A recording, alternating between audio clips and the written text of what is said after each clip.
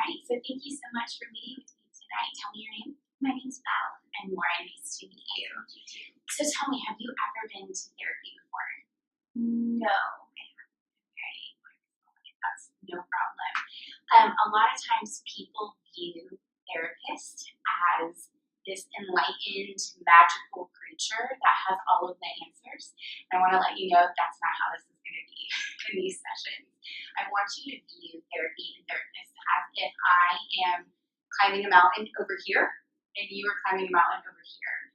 And from my view, I might be able to see things that you might not be able to see quite yet. Maybe an alternate pathway, or maybe there's an avalanche that's coming and you might just not be able to see it.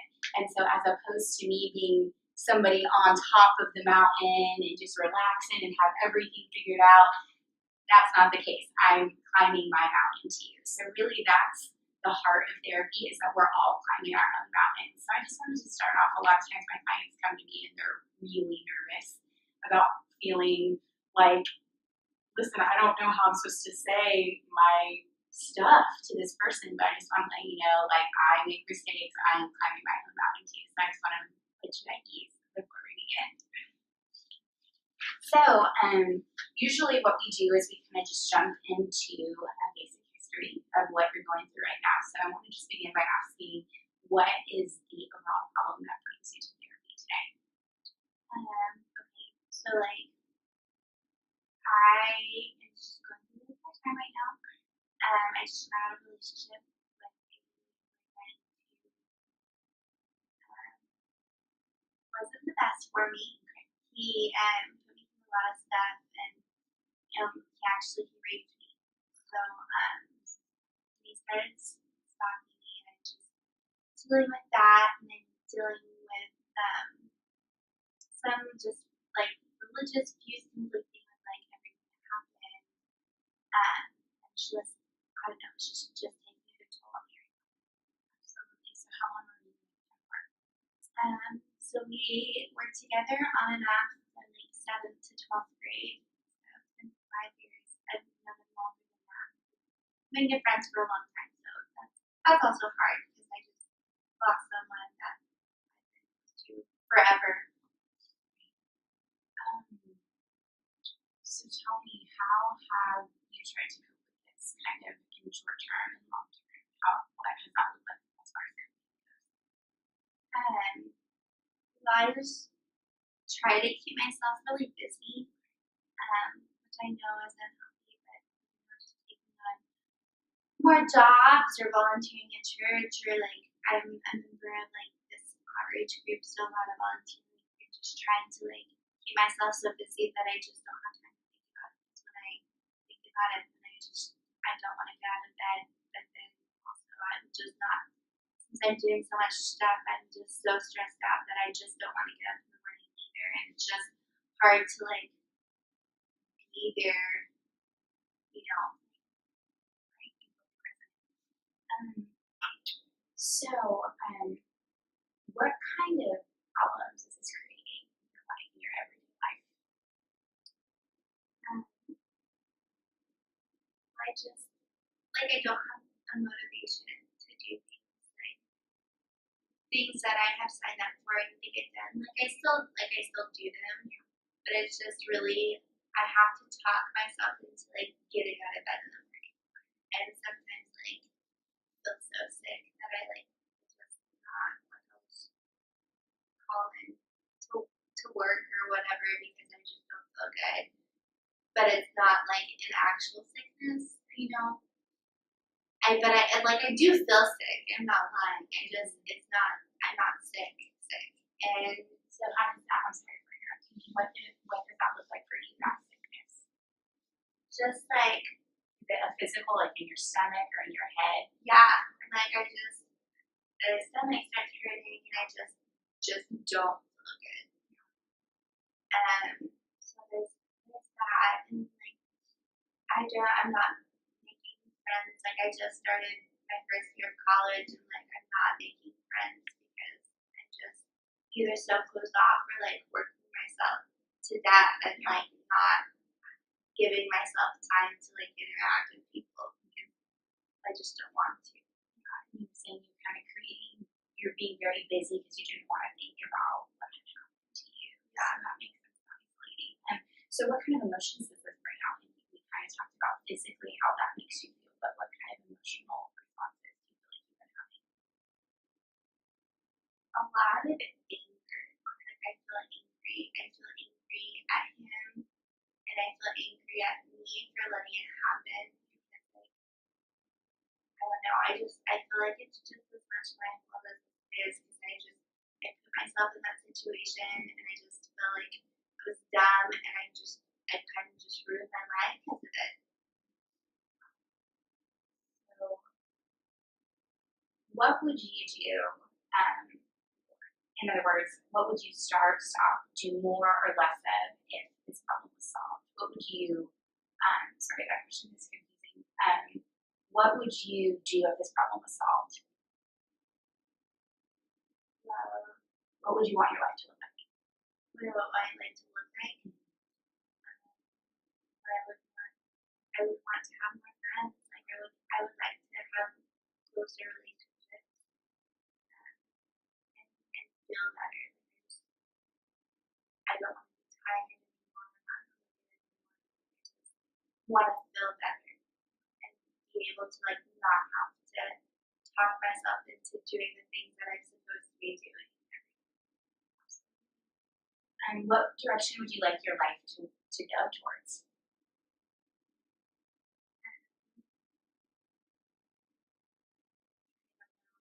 What are you majoring in school? Psychology. What do you want to do with psych? I want to be a therapist for serial killers. So you eventually would you like to get your LPC? Yeah, I would. So that would you say that would be the overall direction that you would like your life to go towards, is maybe being able to get that LPC and helping? Yeah, serial killer help other people. Yeah, that's what I want to do. I love to help other people. What do you do in your life right now that gives you a sense of purpose or meaning? But I do a lot of volunteer work. So I teach Bible class and I coach this thing called Healthy Standard Church Leadership Training for Christ. So I coach attendance and drama and comedy and speech and volunteer. There's a volunteer service center a lot. And so volunteer, like helping other people, makes me feel better about myself. Well, it seems like you have a lot of talent and a lot of giftings that you're using right now. It's very evident from what you're doing in volunteering. So, just to jump in, are you familiar with the model that I work with? Okay, so it is a scientifically based therapy called acceptance and commitment therapy, or ACT therapy. I'll be referring to it as ACT therapy for the remainder of our sessions. The reasons it's named this is because of one of its core values, which is to accept what's out of your personal control and commit to taking action that improves your life. The purpose of ACT is very clear and simple: to help you create a rich, full, and meaningful life while effectively handling the pain and stress that goes along with it. So we can do this in two ways. First, it helps you with your skills with dealing with painful thoughts, and such a way that it has a much less impact and influence over you. In other words, and mindfulness skills. We're going to be really working on mindfulness. The second thing is that ACT helps you clarify what is truly important and meaningful to you, what we call values, and then you use that knowledge to motivate you when making changes in your life. So overall, I know that was a lot of information, if you just remember that it's not trying to avoid or eliminate or control your thoughts or feelings, it's about reducing the impact and influence that they have on your life. So, using this model, let's dive back into what you were sharing when we were going over your history. Let's go into some of the feelings that you had from this experience that you have talked about with your ex-boyfriend. So you said you had felt, so say again what some of the emotional responses that you had to this feeling. A lot of anger and guilt. Just a lot of hurt. Does it make you feel like I am an angry person? I'm a mean, yeah, because I'm like angry with myself, and I don't know. The guilt is overwhelming because I've done something bad, and I just don't like. I just feel like it's the end. You know, like I feel like it's gotten to the point where it's like I'm mentally like I'm going to hell. Like that's just kind of how I was raised. So yes, like I feel like a guilty person, like a sinner. You know. So, okay, so to kind of dive back into something that you had said in your history about that you had been raped, I just want to start off by saying that that's not okay, and I'm so sorry that that happened to you. And that I just really wanted to hone in on that that's not something that should have happened to you. And I think that in therapy together, we're going to be able to really dive into some of the feelings that that has caused. You had said shame or guilt or anger. And so, but before we dive into it, I just wanted to say that that is not something that should have happened to you. And I really want to validate to you that I'm so sorry that that has caused some pretty significant emotional turmoil in your life. So, okay, so you had said that you were having a lot of feelings of anger, guilt, even shame. So, do you mind if we dive into an act therapy kind of exercise to describe what we're going to try to do together in our sessions? Okay, so I'm going to give you this book. This is my planner, so I'm trusting you. Essentially, I want you to imagine that your anger, guilt, and shame are represented in this planner. Okay, so what I want you to do is I want you to put it right in front of your face, like this. Like right touching your nose. Yes, I know it's awkward, but would you be able to have like a really meaningful conversation with me with this guilt and shame right now? Would you be able to do something you enjoy, like volunteer at your church or be with your friends or your family? Would you be able to do the things that you love with this planner right in front of your face? Okay, so now I want you to put it down on your lap. Okay, would you be able to have a meaningful conversation with me now? Yeah. You can see me. Would you be able to maybe see your friends or your family? Well, what I want you to recognize is that that guilt and shame, it's still there, but you can operate with it. It's not going to be crippling to your life. It's not going to be controlling to your life. It's not going to be the main defining factor in your life any longer. So if I could describe act therapy in one kind of example, it would be that we're not going to, it's really close to impossible to eliminate these feelings of pain and anger and shame. But we're going to learn how to live our lives with them and eliminating the power that they have over us. Does that make sense? Yeah. Okay. I can take my later back for you, so it doesn't have to be on you. So, I want you to imagine that I had a camera crew following you around for a week. I know that's funny. Usually when I say that, people like quits. But for that week, all the camera crew did was film everything that you did. But I want you to imagine that a year from now, they do the same thing. They film your life for 7 days, everything you do. What would you want to see happen in a year? What would you want your life to look like from now and from a year from now?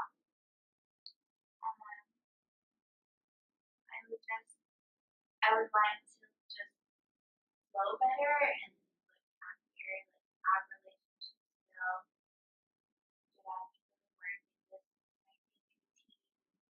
Maybe like go from work to class and then in the afternoon have dinner with a friend or something instead of just like going straight to something else or like going home and sitting under the covers and watching Netflix for hours because anything else. Absolutely. So what I'm hearing you say is just to kind of live a more purpose-driven life, if that's what I'm hearing you say, just kind of full of meaning and the things that you love to do. So something I like to do in the first initial session is setting some emotional goals for our session. So is there something that you would like to have as an emotional goal?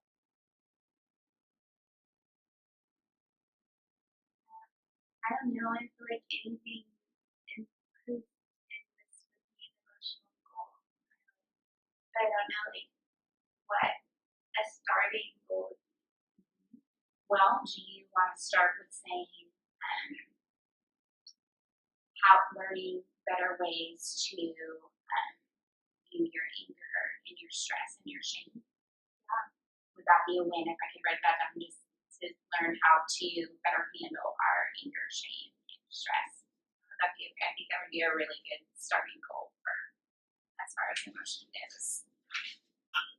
Okay, so when we were doing the exercise that we just did, with you holding up your guilt and your shame, I wanted to just dive into what we had talked about earlier with that happened to you when you were raped. What about that made you feel guilty and shameful? Wow. I mean, it's not that hard, and I like, I don't know, I just feel like it's my fault. Like, I was there, and even though I like said stop it, like I didn't stop it. So like, it's my fault, and like I should have never like been in the situation where things got like that out of hand to where that would have been happening. There's just that, and I don't know, broken like every rule like I've ever told us that I would do, like saving my marriage and all of that stuff, and I just like it. I ruined all of it. Like that was me. Like yeah, I'm mad at him, and he should have stopped when I said so, and all of that stuff. But like I was there, and like I let that happen. So, okay, so I want to just touch on the fact that sexual assault and rape is never okay. And I'm so sorry that this has happened to you.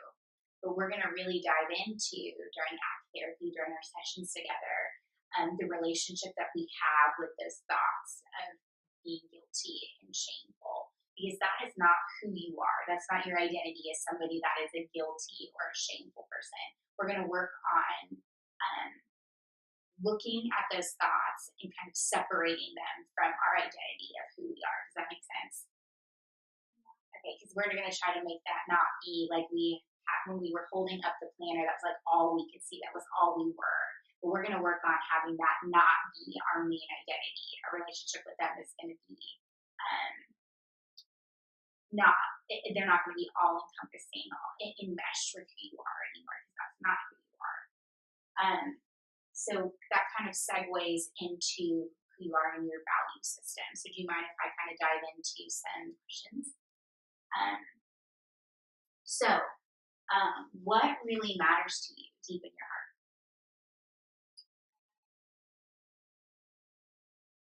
I guess like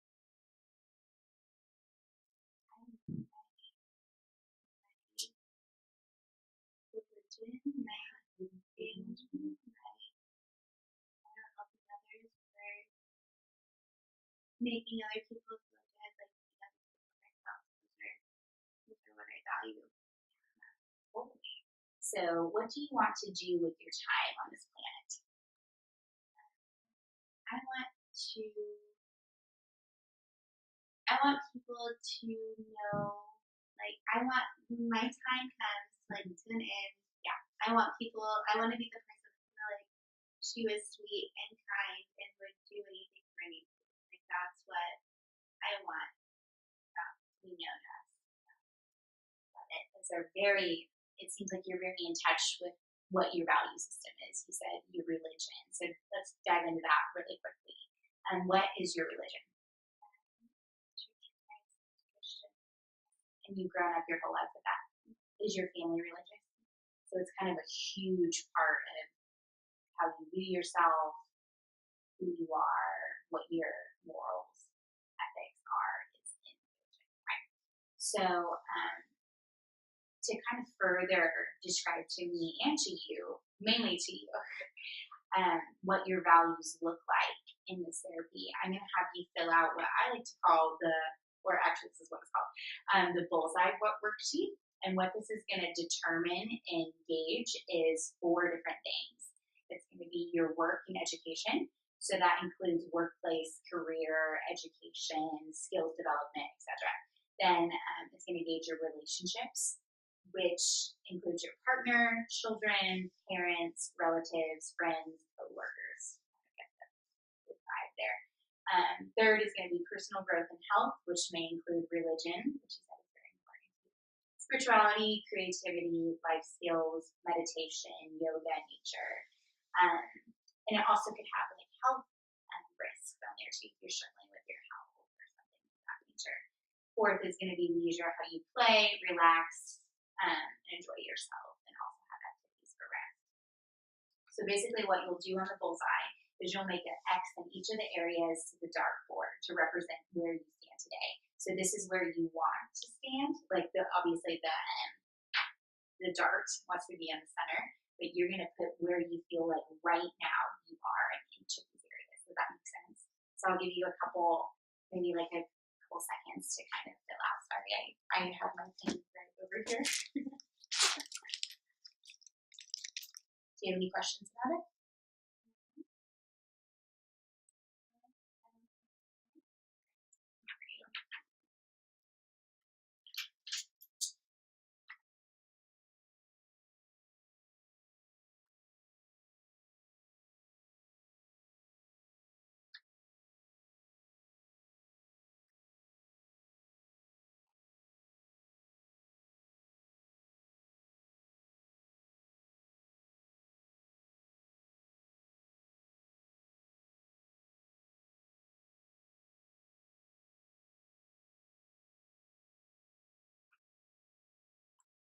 Okay, awesome. Fill that out quick, girl. Okay, so if we want to just go over this, and again, we can kind of use this as a basis for the rest of our sessions. But it looks like for leisure, you feel like you have some room that you want to improve in. Is that correct? You kind of want to, what does that look like for you? What do you want? Do you want to do more leisure, less leisure? Yeah, like I don't really, I don't really even know what to do. Okay, is there something as far as playing or relaxing or activities that you enjoy doing in your past? Yeah, like I really like to get really like to travel.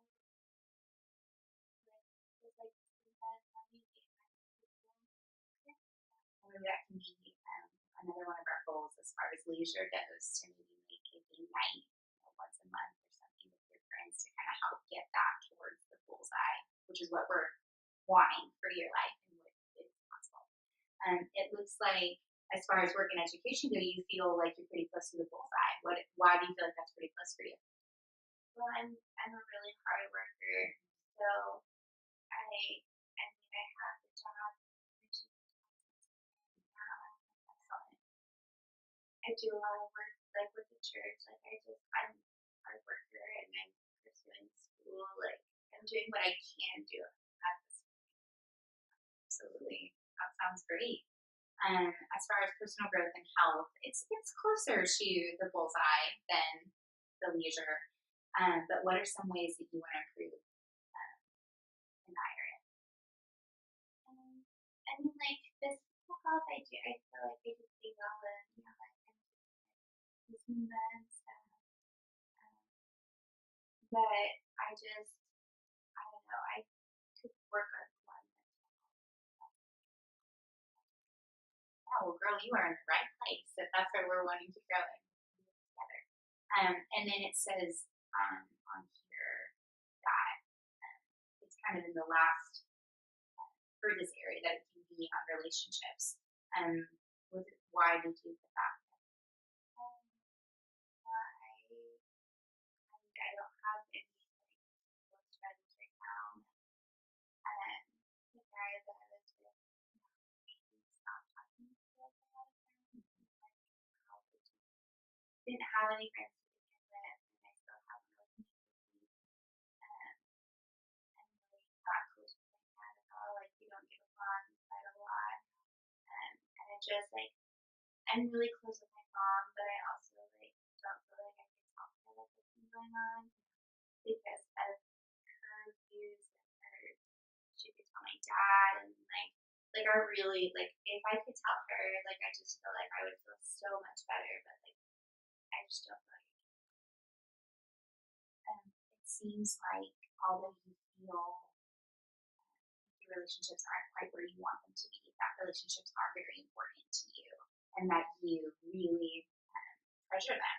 You really value them. So I think that a huge goal that we can work on during our future sessions in general could be working on relationships, different outlets for you to meet people. You said the Zumba class, church, different things like that, to be able to bring that X where you want it to be on the bullseye so that we can live a life that's very meaningful to you and what you want to do.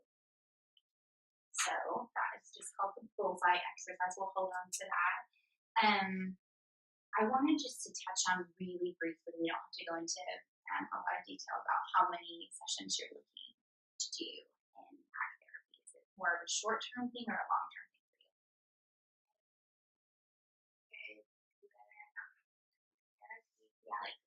as soon as probably like that's the ideal. Okay. Absolutely. Well, we can do, we can kind of edit what these sessions look like, and maybe we could do a goal of maybe having 4 sessions over the next 2 months. What do you feel about that? Okay, great. We can schedule that after. But overall, we're going to just be really working on having a lot of contact with the present moment, and we're going to work on a lot of mindfulness.